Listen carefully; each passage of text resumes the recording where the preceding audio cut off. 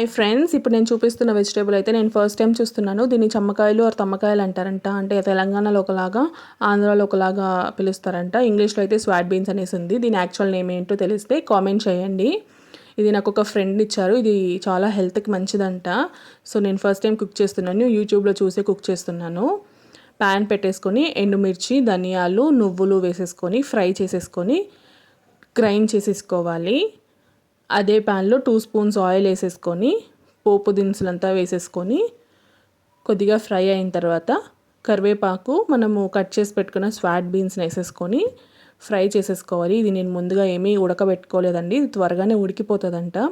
So డైరెక్ట్గానే వేసేసి fry చేసేసుకుంటున్నాను. ఇందులోనే చిటిక పసుపు వేసేసుకొని ఒకసారి కలపెట్టేసుకొని కొద్దిగా వాటర్ స్ప్రింకిల్ చేసేసుకొని లిడ్ క్లోజ్ చేసి పెట్టి ఉడకబెట్టుకుంటున్నానండి.